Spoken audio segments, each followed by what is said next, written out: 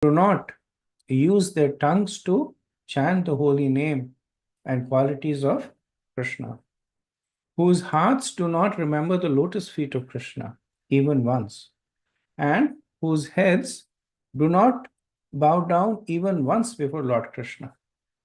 Send me those who do not perform their duties towards Vishnu, which are the only duties in human life.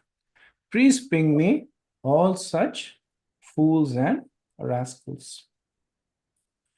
So this verse is essentially a continuation of verse 28, where Yamraj was talking to the Yamadutas about who are subject to punishment. So in the previous verse, he says that bring me for punishment only those who are averse to the taste of that honey, who do not associate with Paramhansas, and who are attached to family life and worldly enjoyments, which form the path to hell. So between these two verses, Yamraj is essentially establishing the scope of his dominion. So those who are averse to bhakti and those who are attached to material enjoyment, these are candidates for being punished by the Yamadutas. Now, Yamraj, his focus is on impiety, those who are impious. So not everyone who is a non-devotee will be sinful. They may follow the process of Karma Kand, they may follow the Vedic injunctions and be free of material sins. But when Yamraj is establishing the division, he's doing so logically. So he's saying that those who are inclined to devotional service, they are not candidates for punishment by the Yamdutas. There's no other qualification. He's not saying that they should be pious or impious or whatever. They should be renounced, not attached to material life. He has no other subsequent qualification. So the first big cut is that those who are inclined to devotional service, they're beyond the dominion of Yamraj and Yamdutas. Now, in including those who are candidates for punishment, in this verse, Yamraj is very expertly, he's using the negative to talk about the qualities of the devotees. So the non-devotees are asat, the devotees are sat. What are some of the other qualities of a devotees? At least once they have chanted the name of the Lord, or at least once they have remembered him, or at least once they have bowed their head to the Lord. So Vishwanath Chakravarti says that what does once mean? And here he says that different people have different interpretation. Once could mean once in a lifetime. Once could mean once in a year or once in a day. So the different acharyas have different opinions. It doesn't speak much more about it. Srila Prabhupada, in the purport, he aligns bhakti with varnashram, and he speaks about Devi varnashram. So Prabhupada's stand on varnashram, little bit controversial, one of the subjects that people do not like to talk so much about, whether varnashram is something Prabhupada wanted to follow, us to follow or not.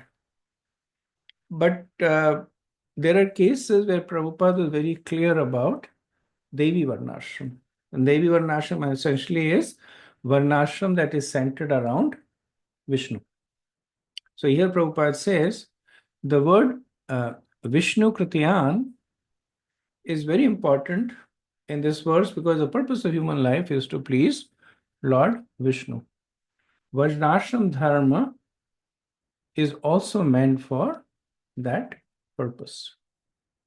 And then he quotes Vishnu Puran that human society is meant to follow strictly the Varnashram Dharma, which divides the societies into Brahman, Kshatriya, Vaishya, Shudra, Brahmachari, Grahastha, Vanaprasth, Sannyas. Varnashram Dharma easily brings one nearer to Lord Vishnu, who is the only true objective in human society. Every human being is expected to perform duties meant for approaching Lord Vishnu. Therefore, Yamaraj advises the Yamadutas to bring to home those persons who have forgotten their duties towards Vishnu. Akarta Vishnu Kritya. Right? So even the Prabhupada is glorifying Varnashram, but really speaking is glorifying Devi Varnashram. That executing Varnashram, as you know, can be executed on 3 platforms. One is Karma Varnashram, Jnana Varnashram, and Devi Varnashram, which is following the path of Karma, Jnana, and Bhakti.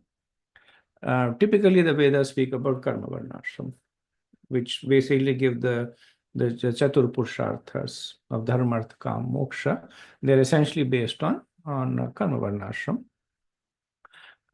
Devi Varnashram essentially is Akama Sarva Kamo, Moksha Kamodardi, Tivrena Bhakti Yodena, that one way or the other, one performs activities to please Krishna.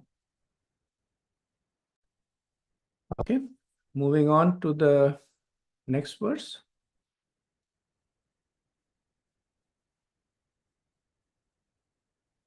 Verse 30. Tata Takshamyatamasa Bhagavan Purusha Purano Narayana Swapurusher Yadasat Kritamna Swanam Ahona Vidushamritanjalanam Shanti Garyasi Namaha Purushaya Bhumne. Then Yamraj, considering himself and his servants to be offenders, spoke as follows, begging pardon from the Lord. This is kind of, it's not a translation. Srila Prabhupada just establishes it for context. The translation follows now. O my Lord, my servants have surely committed a great offense by arresting a Vaishnava such as Ajamel. O Narayan, O Supreme and oldest person, please forgive us. Because of our ignorance, we fail to recognize Ajamil as a servant of your Lordship, and thus we have committed a great offense. Therefore, with folded hands, we beg your pardon. My Lord, since you are supremely merciful and are always full of good qualities, please pardon us. We offer our respectful obeisances unto you. So Yamraj is working on the premise that a master is responsible for the offenses of his servants. Right? We see Lord Vishnu speaking something very similar in the Jai Vijay pastime, when the 4 Kumaras are upset at Jai Vijay, and Lord Vishnu says, actually, it's my fault. So in the same mood, Yamraj is begging the forgiveness of the Lord. So you see that how the mood has been changed by the preaching of Yamraj. The Yamdutas initially come, and the first premise was that you have to get Ajmail back so that we can take him to hellish planets and punish him. And we also need to punish the Vishnu Dutas. From there, it came to the point where Yamraj said that you are actually lucky that the Vishnu Dutas did not chastise you, that they simply collegially explain things to you. To now, where he's saying that beg their forgiveness. I am begging their forgiveness. I am your master. You should also beg their punishment. So, um, in begging forgiveness, Yamraj, he is displaying the right way to ask for forgiveness. Right. So he says, um, so if you look at the verse, the anatomy of asking for forgiveness is broken down into 4 aspects. So first he says, Yad asal kritam naha swana, that we recognize our offense. So that's the first step in genuine forgiveness, is that you should recognize the offense for which you are asking for forgiveness. Because on that, the other 3 are built. If we are genuinely asking for forgiveness for something that we don't even know about, it does not have any value in it. It's just vachanam. They are just words. So the first thing is recognizing the offense.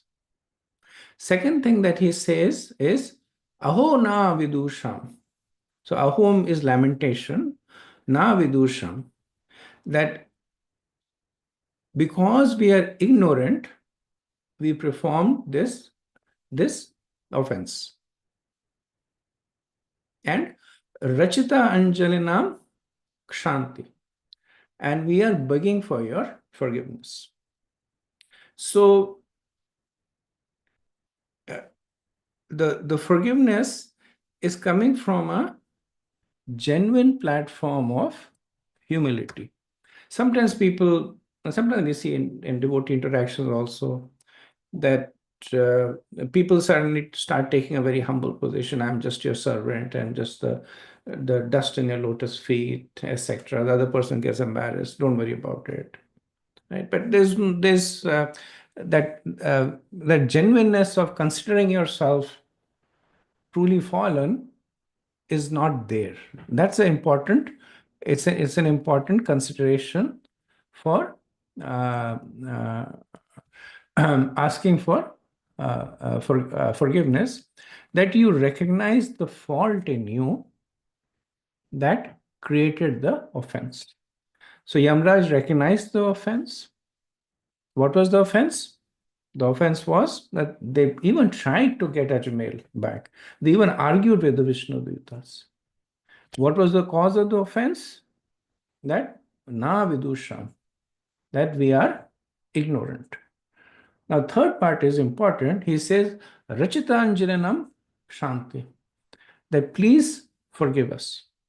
So the forgiveness should always be asked in an unconditional manner. So sometimes people say, even though I'm right, if you think I'm wrong, I'm sorry about it.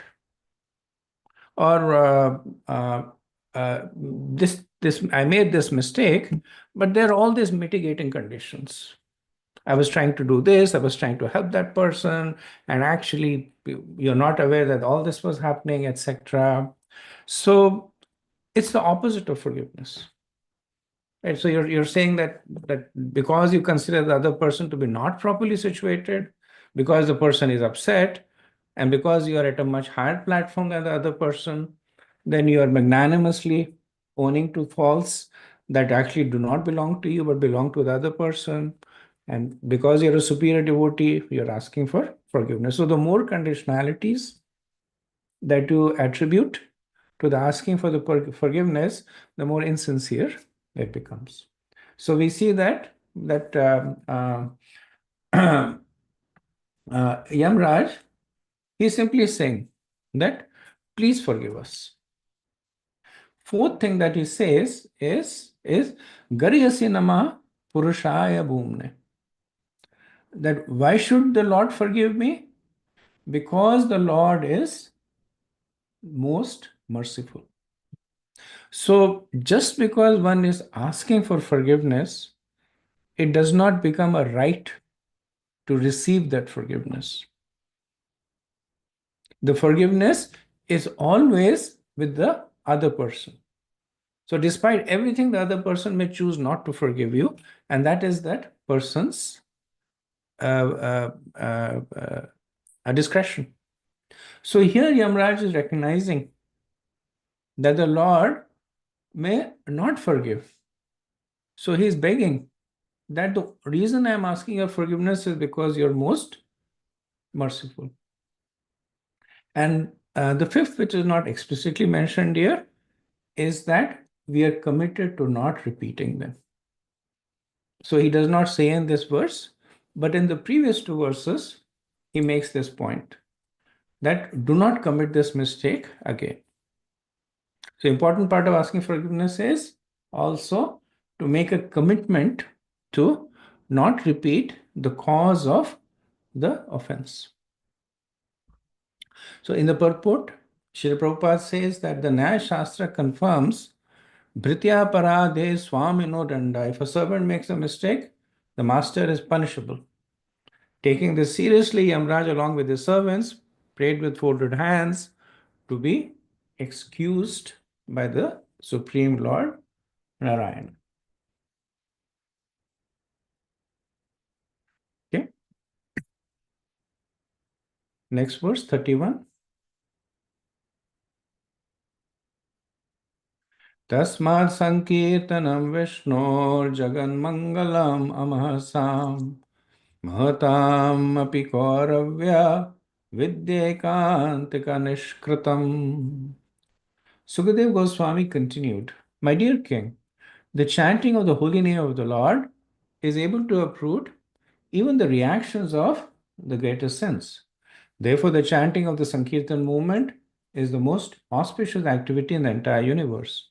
Please try to understand this so that others will take it seriously. So, uh, from 31 to 35, Sukadev will glorify the process of chanting. So, he mentions over here also the reason why he shared this pastime. He says, try to understand this so that others will also take it seriously. Prabhupada writes that we should note that although Ajamel chanted the name of Narayan imperfectly, he was delivered from all sinful reactions. The chanting of the holy name is so auspicious that it can free everyone from the reactions of sinful activities. One should not conclude that one may continue to sin with the intention of chanting Hare Krishna to neutralize the reactions. This point Prabhupada makes often because when the potency of the chanting of the holy name is glorified, and specifically in this context where one who is chanting never sees the face of Yamraj and Yamdutas, one may think that I have a blank check to do whatever I want, but it's essentially the seventh offense, performing sinful activities on the strength of the holy name. It will cover one's relationship with the holy name, and one still gets punished. The only thing is that the punishment comes from Krishna, doesn't come from Yamraj. And Krishna punishes in a way that he sees as most suitable.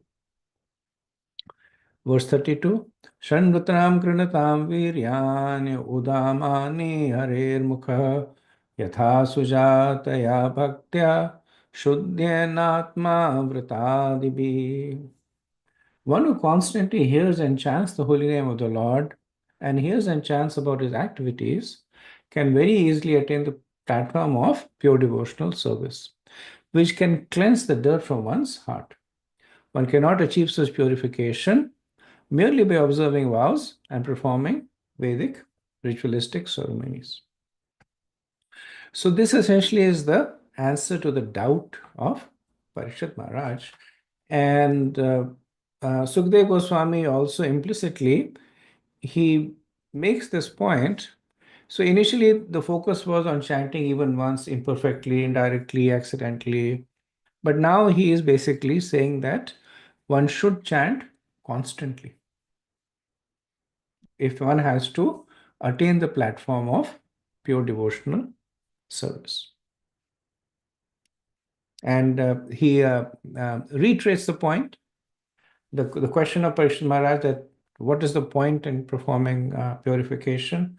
when one will again perform sins? And he says, yes, that this observing vows and performing Vedic ritualistic activities, it will give temporary purification. Even if it is performed perfectly, it will not elevate one to the platform of pure devotional service. So Prabhupada writes that in the Padma Purana it's stated that even if one chants the Hare Krishna Maha Mantra offensively, one can avoid offenses by continuously chanting without deviation. One who becomes accustomed to this practice will always remain in a pure transcendental position. Right? So this is a verse that is especially meant for aspiring devotees, sadhakas, because one of the concerns is that our chanting is offensive. And Prabhupada quotes from the Puran that Nam Aparada Yukta Nam, Namane Eva Harantyakam. That even if by chance Nam Aparada Yukta Nam, that completely infested with all the offenses. Yukta Nam means all the offenses are manifest in the chanting of the holy name. The Namane Eva Harantyakam. Simply by continuing to chant, one will Namyante eva harante. All these offenses will disappear.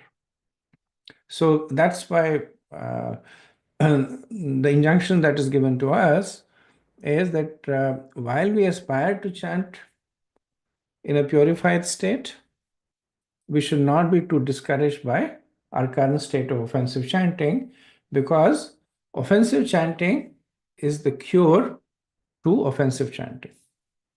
And that will get us to a state of purified chanting. This is a very nice verse to quote to ourselves and others when we become too disheartened by the state of our chanting. Does not mean complacency, but also it helps us becoming too demoralized.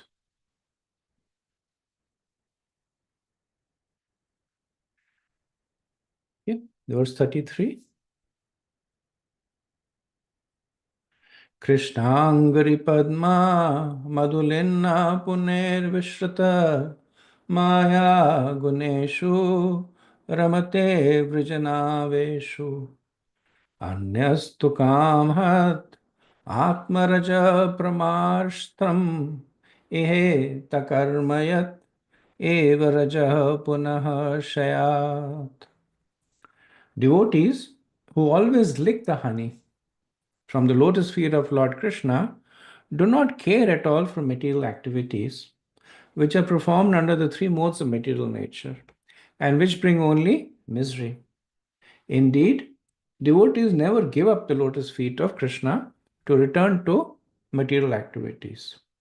Others, however, who are addicted to Vedic rituals because they have neglected the service of the Lord's lotus feet and are enchanted by lusty desires, sometimes perform acts of atonement. Nevertheless, being incompletely purified, they return to sinful activities again and again. So, this is a very interesting verse because Sukdev Goswami is equating piety with sinful activities. Right? Because he says that those who are addicted to Vedic rituals. Now, in the 16th chapter of Bhagavad Gita, clearly mentioned that those who act according to the Vedic injunctions are divine, and those who do not are demoniac. So, acting according to the Vedic rituals elevates one to the mode of goodness. But Sukdev Goswami is not recommending that as the final destination for Parikshit Maharaj or for us. So, which is why he says that activities are performed under the three modes of material nature, which includes the mode of goodness. And this is because, firstly, the mode of goodness still binds one to the material existence. And secondly, the nature of the modes is that they always flow down. So eventually the mode of goodness becomes passion, eventually the mode of passion becomes ignorance. And bhakti flows up. That Mishra Bhakti will eventually become Shuddha Bhakti.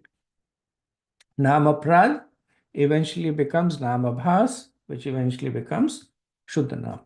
So, Sukdev Goswami is strongly recommending that don't even worry about piety. Right? What is he saying? That simply take shelter of the lotus feet of the Lord and do not worry about material activities. So Vishnu Chakravarti comments that the bees that are attracted to honey and not to the and not to grass, which is the food of cows. Even if they are dying, they will not partake of this food. Similarly, devotees are attracted to bhakti and they will not undertake karma kand even if they are suffering. Though neophyte devotees, the Kanishta Bhaktas, engage in material activities, they do not enjoy them. Right? So, another uh, interesting point for practicing devotees that the practicing devotees externally are more engaged in fruitive activities than in devotional service. But Vishwanath Chakravarti says that the Kanishta Bhaktas, the neophyte devotees like us, he says that they may engage in them, but they do not enjoy them. As opposed to the Smartas, who actually engage with them, these activities with full vigor. They aspire to draw sustenance from them. They are greedy for the goal. And because of that, they commit sins. And even when they perform atonement, they will still continue to commit sins. And Vishwanath Chakravarti, interestingly, at the end, he says, why do they continue to perform sins? Because of their offenses to the holy name. Now, in nectar devotion, we know that another reason for sin is the bija, the propensity that comes. But if you remember the cycle of karma over there, that outside the cycle, there is avidya. And avidya is the one that feeds the cycle of kuta, bija, or prarabdha and prarabdha. And that avidya essentially is not having a clear understanding of one's own position. So same point made over here, that if one does not understand one's position, they will commit offenses to the holy name. So Prabhupada says that those who are attached to Vedic ritualistic ceremonies because of lusty desires are subject to the tribulations of material existence again and again. Right. So that's what Parishad Maharaj is, Sukdev Goswami is calling as sins, tribulations of material existence.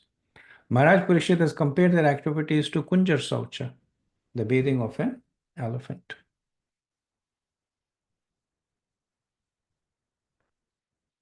Verse 34.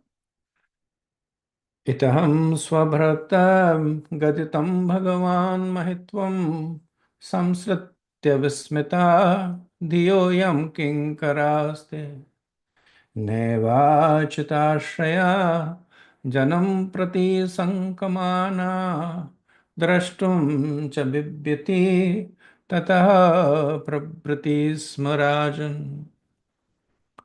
After hearing from the mouth of the master about the extraordinary glories of the Lord and his name, fame, and attributes, the Yamadutas were struck with wonder. Since then, as soon as they see a devotee, they fear him and dare not look at him. So Prabhupada in the purport writes, since this incident, the Yamadutas have given up the dangerous behavior of approaching devotees. For the Yamadutas, a devotee is dangerous. So the Yamadutas had heard the same thing from the Vishnudutas. But because they did not have faith, because they had envy to the Vishnudutas, nothing actually sunk into their hearts. But when they were listening from Yamaraj, that faith was already there. Yamraj was their master. They had received so many instructions and they knew that Yamraj speaks the truth. So when he spoke, then they understood the position of the Lord. Okay. Last verse. इतिहासम् इमं भूयां भगवान् कुम्भसम्भवः कथयामास मलया आसिनो हरिमर्शयन्. When the great sage Agastya, the son of Kumbha, was residing in the Malay hills and worshipping the Supreme Personality of Godhead, I approached him and he explained to me this confidential history. So Sukadeva Goswami says this in order to further embellish on the credibility of this pastime. He himself is a very exalted person, a pure devotee. He is Atmaram, a Mahajan, and him speaking it is sufficient. But because this is he considers this to be very important, he's further embellishing on the credibility by referring to the fact that he received this from Agastya Muni. Like we see that in the third canto also, when Maitri Rishi was speaking to Vidura, then before speaking, he establishes the credibility. He says that he talks about the parampara, how from Ananta Shesh it came down to I forget the intermediate, but essentially he talks about how from the Lord uh, he had heard this essential teachings of the Bhagavatam, which he was now sharing with Vidura. So Agastya here is referred to as Kumbha Sambhava. So he first calls him Bhagavan to indicate that exalted personality. And Kumbha Sambhava is a little bit of, most of you may already know that Agastya was actually born from a Kumbha. So Kumbha means uh, a pot. And the origin is that uh,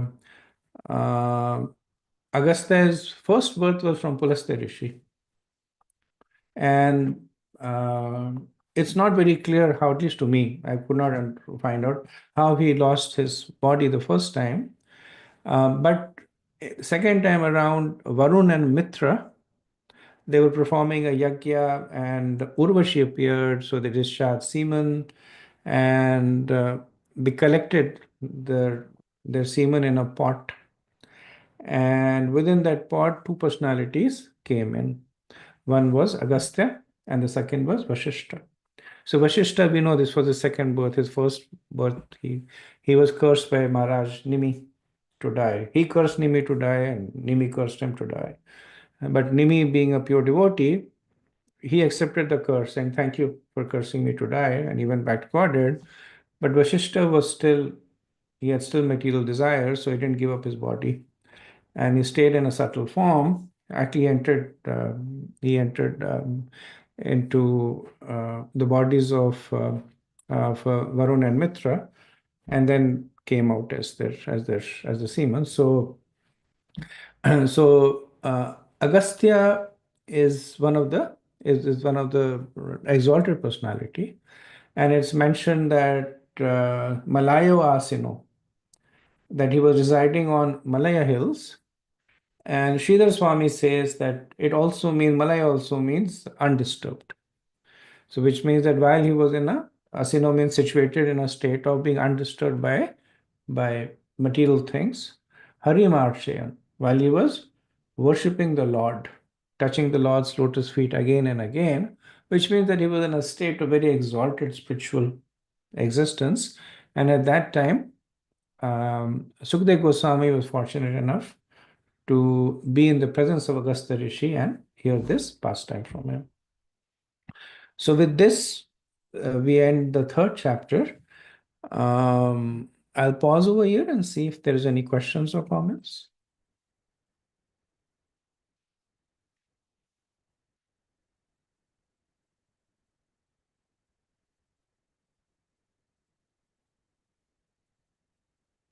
Hare Krishna, Prabhu. About this chanting once, bowing once, and all that. Prabhupada did not say about it. No, you said it can be once a month, once every day, once a year, once in a lifetime. There was no further comment by Vishnu Chakravarti Thakur or Prabhupada. No? That once in a is actually from Vishwanath Chakravarti Thakur. Once in a day or once in a year or lifetime. Prabhupada doesn't comment on that. Mhm. Okay.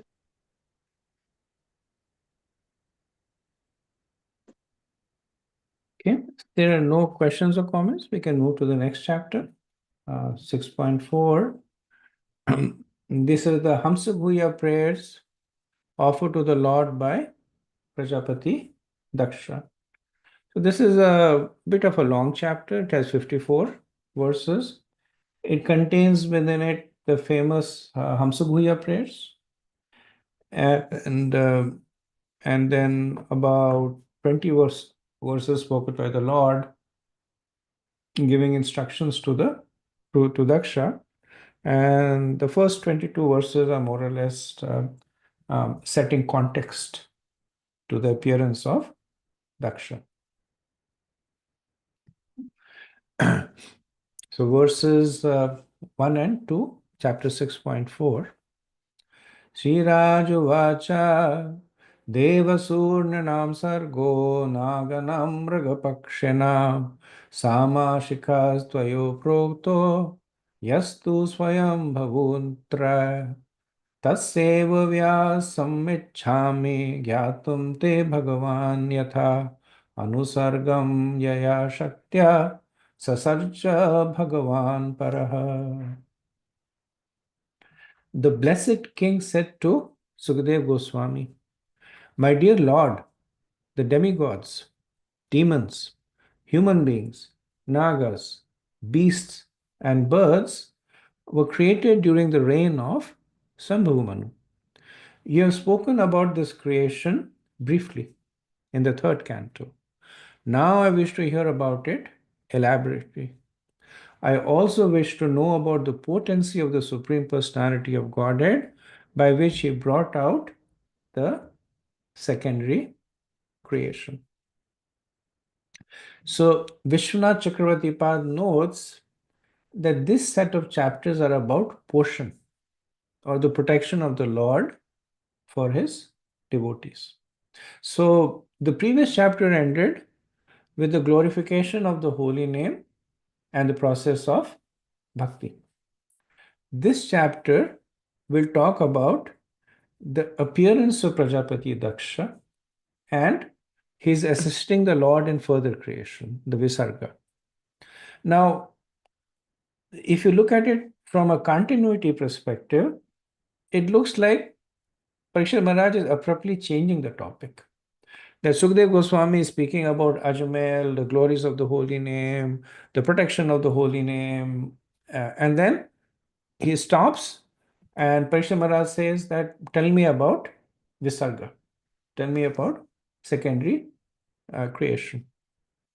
But factually, they are connected by the thread of portion or protection.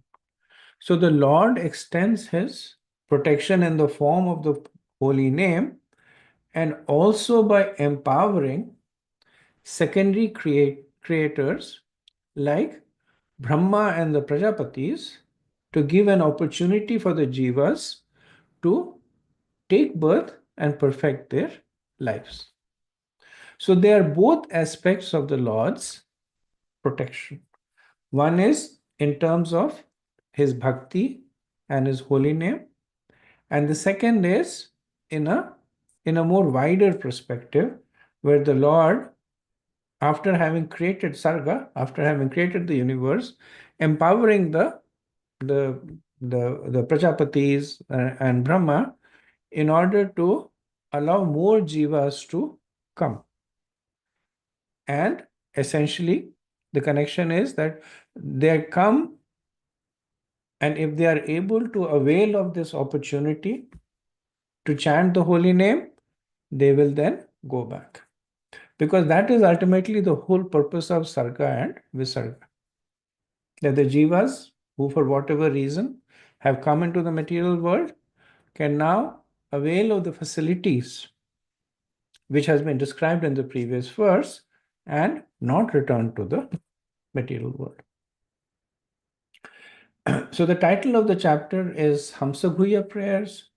The object of the prayers is Lord, and he is glorified as Hamsa. So the Hamsa or swan is famous for its ability to separate milk from water and accept only milk. So that is the nature of the Lord, that he accepts devotional service even when it is mixed, or putting it other way, that he is able to reject materially motivated activities and only accept devotional service. So they are known as Ghuyam because they are confidential. Prabhupada mentions that these prayers are not compilations of Daksha, but they are standard Vedic prayers that he repeats. Doesn't say where they appear in the Vedas, but he says they're essentially standard Vedic prayers that Daksha repeats.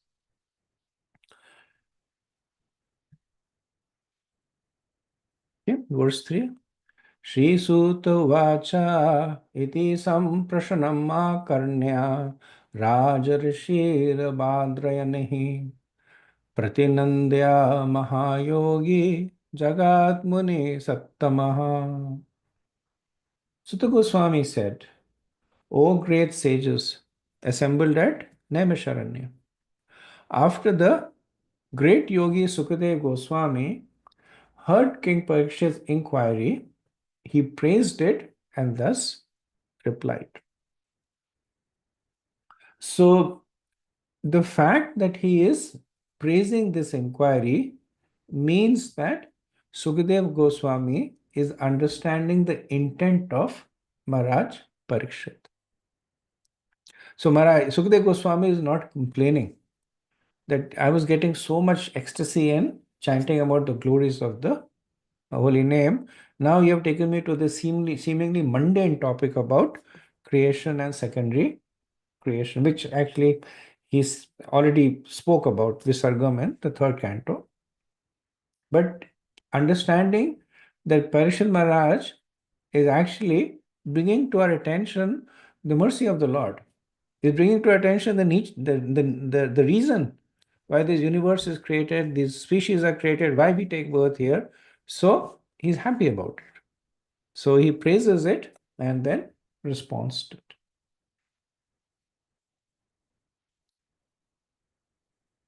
So we see that in the previous verse, Sukadev Goswami, he, or rather, Sutta Goswami, he addresses Parishad Maharaj as Sri Raja Uvacha. So, indicating that Sutta Goswami is also appreciating the appreciation of Sukadev Goswami, or appreciating the questions by Parishad Maharaj. Verse 4. Shri Sukuvacha yada prachetasha putra dasha prachina barishaha antaha samudrat unmagna dadrushurgam drume vratam. Sukdev Goswami said, when the 10 sons of Prachinabari emerged from the waters in which they were performing austerities, they saw that the entire surface of the world was covered by trees. So, Sukdev Goswami is continuing from the fourth canto, specifically chapter 30th. So, we know that King Prachinabari, after hearing the instruction of Narad Muni, he gave up all his karma kand and said, okay. And then he instructs his 10 sons to have a suitable offspring to continue the dynasty. And then the Prachetas decide to enter into a lake to perform austerities. Lord Shiva comes and gives them stotra to worship Lord Vishnu. For 10,000 years, they perform these austerities. Right. So when they emerge from the after 10,000 years, what do they see? That the surface of the planet was covered by trees. Now, a little later on, we'll also speak a little bit more about Daksha's second birth, right? When we reach those verses. So I know there will be some questions of Daksha appearing during Swayambhu Manu's time, but appearing again here, so we'll address them when that comes. Verse 5. Drumebhya krudemaanaste tapodipita mukhato vayumagnem cha sasrajastat didikshaya. Because of having undergone long austerities in the water, the Prachitas were very angry at the trees. Desiring to burn them to ashes, they generated wind and fire from their mouths.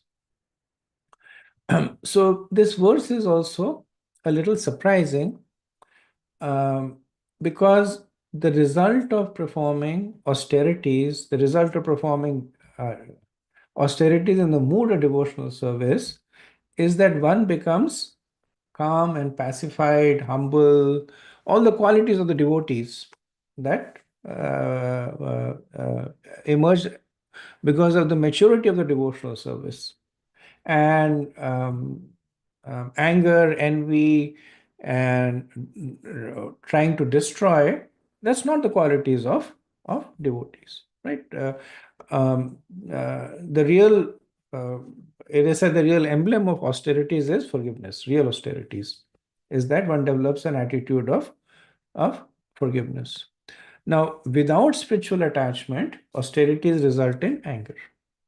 And so it's mentioned at many places that those who perform austerities for the sake of austerities, they become hard-hearted. So they become proud. In Mahabharata, there is the story about a brahmachari who performed long years of austerities, and then a bird, it essentially dropped bird's stool on his head, and he became so angry that he looked at the bird and killed the bird with his eyes, and he was very happy about that he had these mystic powers. And then it kind of goes out. He gets instructions from a housewife and a butcher, and then he understands the real nature of advancement. Now, the Prachetas were not in that situation. So while they had gone to perform austerities, because they were fortunate to meet Narad Muni, he dovetailed their austerities to devotional service by giving them a wonderful stotra glorifying the Lord. And since this was Satyug, austerity was the way to even perform bhakti. And testimony to the fact that they performed the devotional service perfectly was that when they emerged from the water, the first thing that they saw was Lord Vishnu. And there is a conversation with them and Lord Vishnu being very, very happy, giving them all kinds of benedictions. And then he goes, and then the next thing they do is that they start burning the trees. So these set of verses, they're actually very instrumental in understanding the nature of leadership, how to engage and resolve conflict. So the anger that the Prachetas were experiencing was because of their duty as kings. So they considered the Praja as their children. And because for 10,000 years there was nobody ruling, Maharaj Prachinapari had gone to the jungle, perfected his life, gone back to Godhead. They were performing austerities underwater. So essentially, things were happening haphazard. So when there is a proliferation of forest, the agricultural land becomes diminished. So it is the duty of the king to keep things under control for the welfare of the citizens.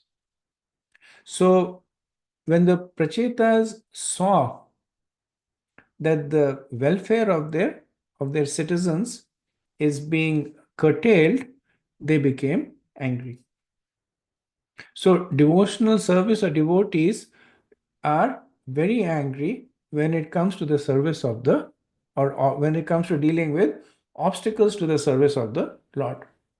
The Prachetas clearly understood that the service to the Lord was to take care of the Praja. This was one of the direct instructions given to them by Lord Vishnu. So they understood that was the devotional service. And for whatever reasons, the devotional service was being impeded. So the anger in them is justified. Now, later on, we'll see that it is justified but not fully justified. And that will bring us to some further more subtle aspects of devotees dealing with conflict. But the important takeaway over here is that while devotees do not seek conflict, they will not avoid conflicts if it is an impediment to their devotional service. Prabhupada says that the word tapodipta manyava indicates that the person have undergone severe austerity tapasyas. And because of this, they were endowed with great mystic powers. So, which is why they were able to create fire and wind. So, these are the two components in spreading fire. That there should be fire and the wind should be there to spread the fire. And then Prabhupada says, although devotees undergo severe tapasya, they are vimanyava sadhava, which means they are never angry. Now, another consideration is that for aspiring devotees, there is nothing wrong in them, or let me put it another way, that one should not take away the humanity of devotees. Right? So the human aspect of the devotees should always be glorified. Like, take the example of Srila Prabhupada. That people say Prabhupada accomplished all that because he was a pure devotee. True. But one should not use that to diminish his personal struggles. One should not use that to cover his courage, his effort. Right? One should not take away the spotlight from his human-like activities. Right? That he fell sick, he had heart attacks, getting angry, getting cheated, getting disappointed. All that was an intrinsic part of Prabhupada's offering to Krishna in terms of establishing ISKCON. Otherwise, it is very easy to take away all the effort by just saying, "Oh, he was a pure devotee, so it was easy for him."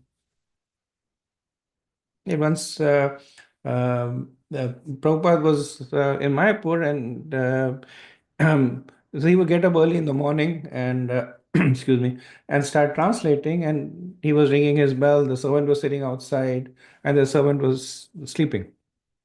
So Prabhupada rang and rang and rang, and then the servant was not come. So then he went out, and then he chastised the devotee that, "Why are you sleeping?" This is Prabhupada was tired. And he said, "But I'm awake. I just sleep for 3-4 hours a day." And the devotee said, "Prabhupada, you're a pure devotee." And Prabhupada became even more angry. He said, "You become a pure devotee also." Right? So one thing is Prabhupada's aspiration was that everyone should become a pure devotee, but also one should not take away the human side of devotees by simply painting them with this quality of uh, because we see even exalted devotees, much more exalted than us, Lord Brahma, Lord Shiva, they are displaying personal struggle. Right? So we need to acknowledge that platform so that we can invest in it. Okay. Verse 6. ताभ्यं निरध्यामानस्तान् उपलभ्य कुरुध्वः राजोवाच महान् सोमो मन्यं परशम्यन्निव. My dear King Parikshit, when Som, the king of the trees and predominating deity of the moon, saw the fire and wind burning all the trees to ashes, he felt great sympathy because he is the maintainer of all herbs and trees. To appease the anger of the Prachetas, Soma spoke as follows. So, Soma, as you know, it's the moon that nourishes the plants. Right? A little bit contrary to the scientific explanation of the sun, but it's actually the moon that causes the juices to rise, and the moon rays causes the plants to open up. So the trees are essentially like the children of moon. Soma is addressed as Rajovacha, as the king of the moon planet, the king of the plants. The word Iva is used because it was impossible to appease the Prachetas by kind words. So Prabhupada says that Vishwanath Chakravarti Thakur says that Soma is the predominating deity of the moon, the king of all vegetation. How can we believe that the maintainer of vegetation has no vegetation on his own planet? Yeah, Prabhupada's one statement, he kind of puts in a whole different picture of what we consider scientifically the situation on the moon planet. Now, we will see in the statements of Somadev the conduct of great leaders. So, here we see the first characteristic, which is strong empathy for followers. Right? So, um, uh, even though Somadev he's a great demigod, the Prachetas were in a different, they were Prajapatis and very, very powerful people. They could have cursed Somadev, they could have done so many things. So Soma is putting himself at risk, but he's acting expeditiously and decisively. Right? So he's not willy-walling saying that now he does allow the Prachetas to burn. We'll see that he does allow the Prachetas to burn a certain part of the forest. Right? So he'll say, whatever you have burned, let that be. So we understand he allows them to burn because he also is seeing the things from the perspective of the Prachetas, that they need to rule the planet, they need to have area for agriculture, for place to go around. So yes, so he's seeing it from their perspective, but he's also showing strong empathy for his own praja. The trees are his praja, they are his sons. So he immediately comes and acts in a decisive way. Okay, so let's see what Somadev is saying. न द्रुमेभ्यो महाभागा दीनेभ्यो द्रोग्धम् अर्था विवृतस्येव यूयाम् प्रजानां प्रतय स्मृतः. O great fortunate ones, you should not kill these poor trees by burning them to ashes. Your duty is to wish the citizens, prajas, all prosperity and to act as their protectors.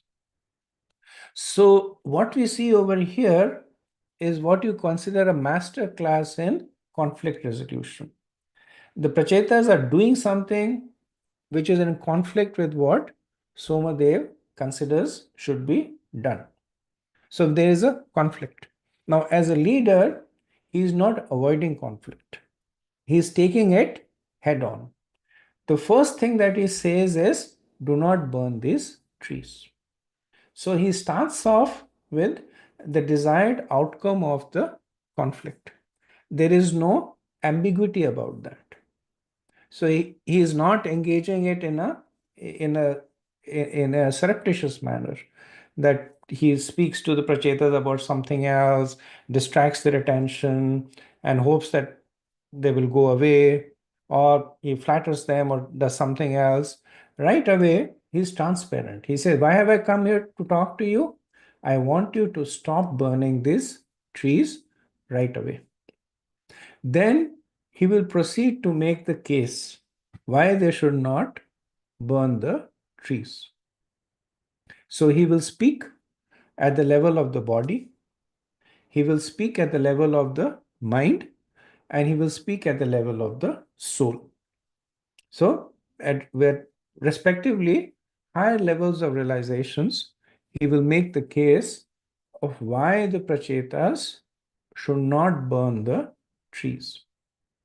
So, here he is speaking at the level of the body. So, the first reason is that the prachetas are the king, and the duty of the king is to offer protection to all the inhabitants of the kingdom, not just humans. So prachetas here, they are showing a biased behavior. For the welfare of the humans, they are burning the trees.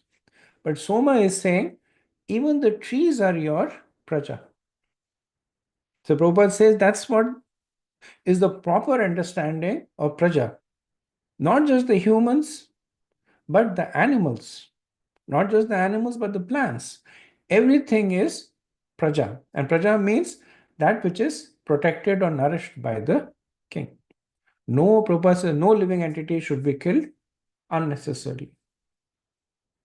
Now, when the prachetas say that you are the protectors, I mean, when Soma says you are the protectors, then prachetas might say you are right, we are the protectors, and in order to protect the praja, the humans, I also have the right to kill. So just like a king will punish the criminals and kill them in order to protect the others.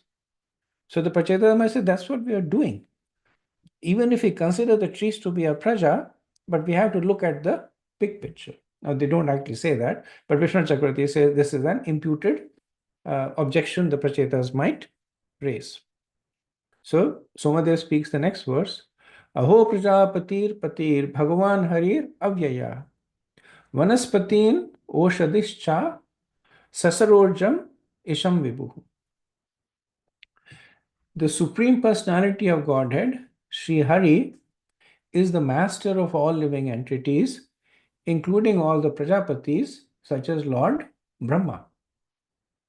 Because he is the all pervading and indestructible master, he has created all these trees and vegetables as eatables for other living entities. So Somadev is clarifying to the Prachetas that you may be the king of the citizens in your kingdom, but above you, there are more powerful Prajapatis like Daksha, Swayambhavu Manu, and Lord Brahma. And above them, there is even one who is more powerful, which is the Supreme Lord. And just like he has created you, the Prachetas, he has also created these trees and vegetables. Just like he has created you for a purpose, he has also created them for a purpose, which is to provide sustenance for other living entities like humans and animals. If you burn them, Somadev says that you're guilty of three things. One, pride, that you are considering yourself as the ultimate master. You're not being deferent to the desires of your masters, like Brahma and Lord Vishnu. Second, you're disrespecting the Lord because he created these trees with a purpose. And you're saying, I don't care why the Lord created these trees, I will burn them. So you're disrespecting them. And the third, Som says that you're actually foolish because the very praja that you are trying to protect will be impacted by the destruction of these trees. Because the Lord has created these trees as sustenance for the other life forms, which includes the, the human part of your praja.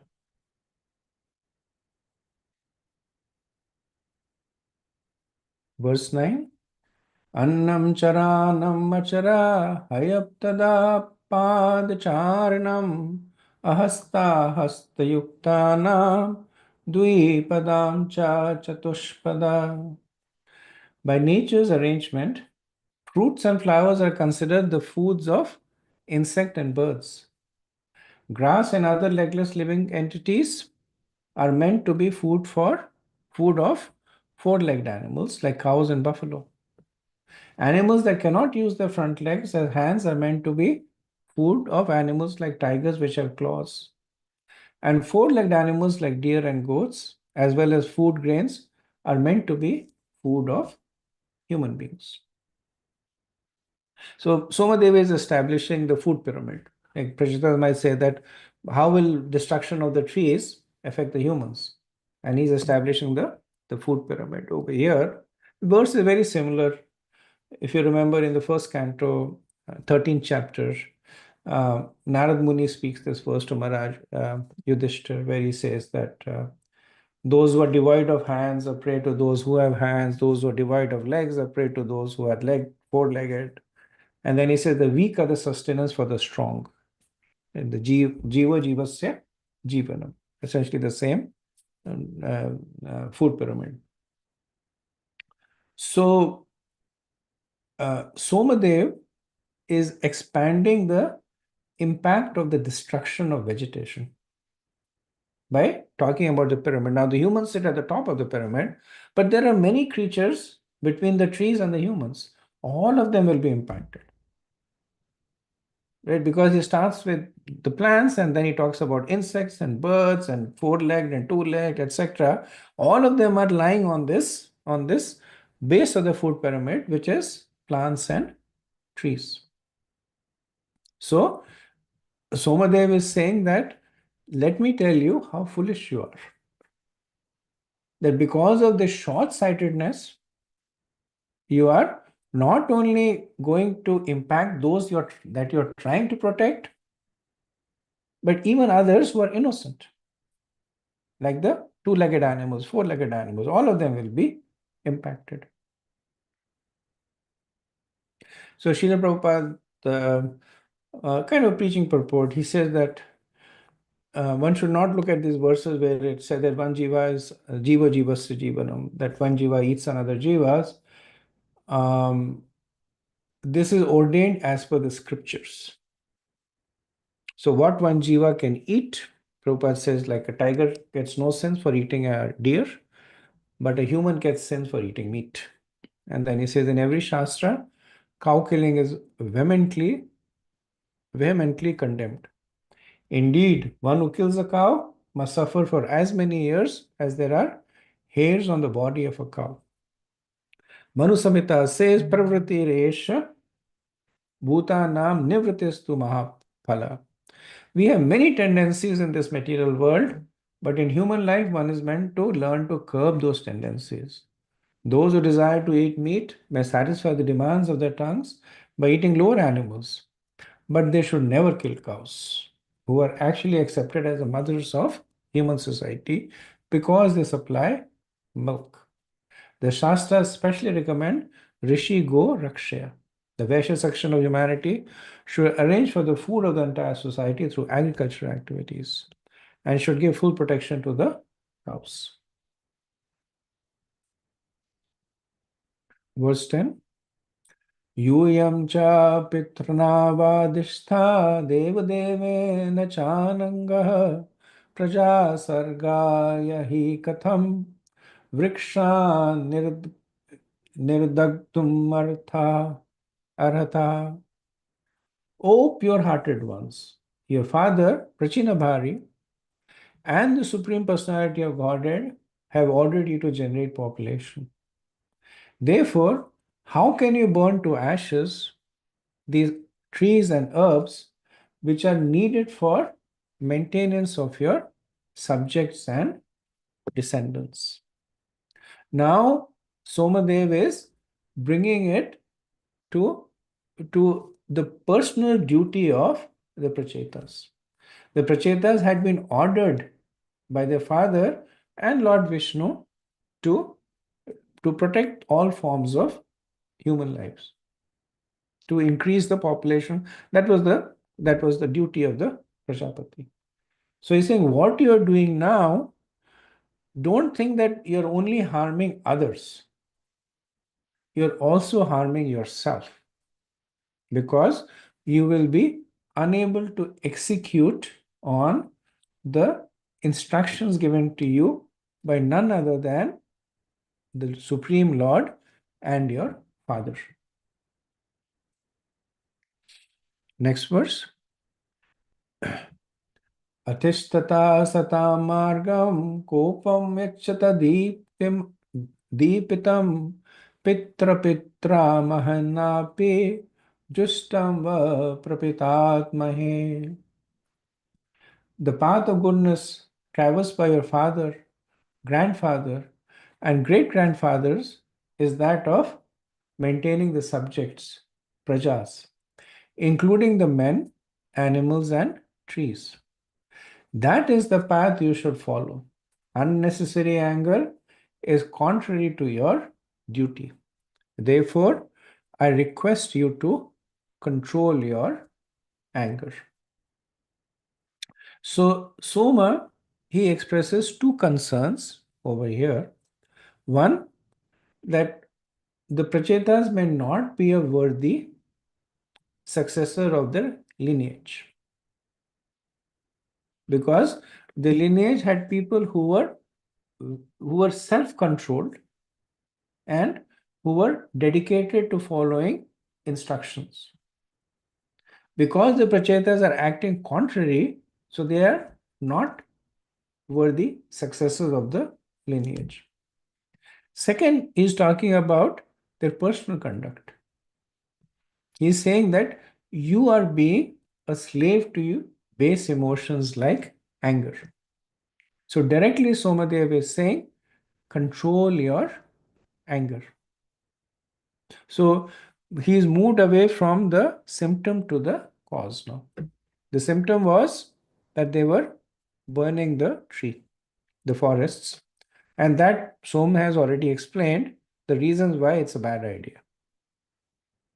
But being an expert in conflict resolution, he is not just interested in getting symptomatic mediation. He wants causal remediation also. So he is saying, understands that the burning of the tree is a symptom of the anger of the Prachetas. So he says, stop being angry. It is not conducive to one who has your lineage. Prabhupada says that the modern democratic system cannot be exalted in this way because the leaders elected strive only for power and have no sense of responsibility. In a monarchy, a king with a prestigious position follows the great deeds of his forefathers. Thus, Soma, the king of the moon, here reminds the Pachetas about the glories of their fathers, grandfather, and great grandfathers. Next verse. Tokanam pitarau bandho drisha pakshamastriya pati prajanam bhikshunam graha agyanam buddha suhurt. As the father and mother are the friends and maintainers of the children, as the eyelid is the protector of the eye, as the husband is the maintainer and protector of a woman, as the householder is the maintainer and protector of beggars, and as the learned is the friend of the ignorant, so the king is the protector and giver of life to all his subjects. The trees are also subject of the king. Therefore, they should be given protection. So 5 kinds of protections are described in this verse. First is parents out of affection, they nurture the child in the present and for the future. So that is nourishment, one kind of protection. Second is the eyelid. So the nature of the eyelid is that it closes before anything hits the eye. It's one of those mystical things that it happens without even the brain being involved. But if there is something coming into the eye, the eyelids will protect. So this is physical protection against physical attack. The husband protects the dharma of the wife. So the husband is the guru of the wife and protects not only from harm from others, but also to stay on the path of dharma. The householder is the protector of beggars. So one of the injunctions of the householders is to give alms. And Vishwanath Chakravarti says that here beggars actually means, so the Sanskrit word that is used is bhikshunam. So it actually means renunciates, like sannyasis. So it's the duty of the householder to give alms to the renunciants so that they can do their duty of preaching. And the learned, they protect the ignorant by giving them knowledge. So different kinds of protection. Protection through nourishment, physical protection, protection on the path of dharma, protection for performing the duty of preaching, protection of getting out of ignorance. So the Prachetas may say that there are already so many protectors. Why are you telling this to us? So Somadev says that Pati Prajanam, that actually you are all these 5 protectors. So these only protect one aspect, these 5, but you embody all these 5 kinds of protection. So just like a parent out of love nourishes the child, the king out of love for the praja, they nourish the praja. They help them develop good moral values and also be protected in terms of dangers. Then, as eyelids protect the eye, the king protects the praja from threats even before it happens. The king is always alert to catch criminals, to protect from other kings, etc. So the king provides the physical protection. Just like the husband protects the wife by advising her to stay on the path of dharma, the king does the same thing to make sure that the praja is engaged in pious activities.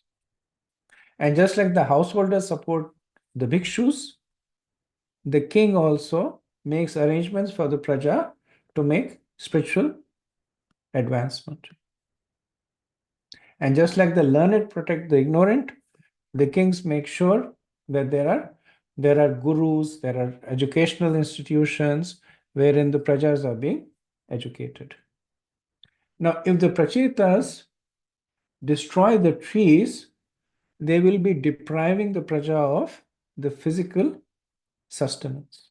But that is not the end to it. They are also going to be setting a bad example. So the praja is looking at the king for these kinds of 5 protections.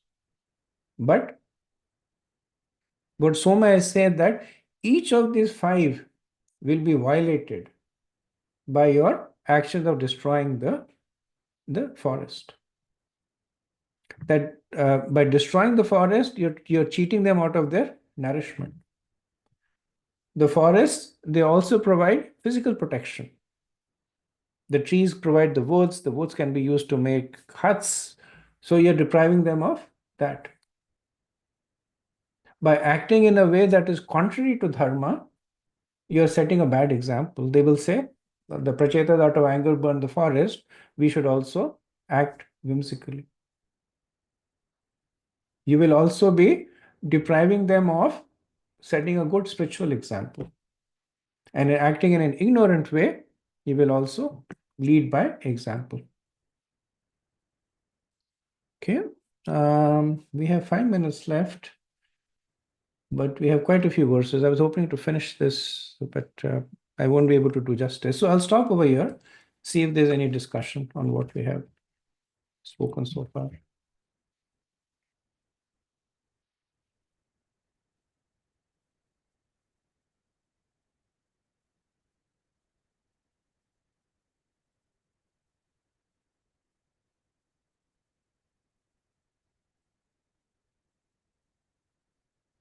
Okay. If not, we can end here. Thank you so much.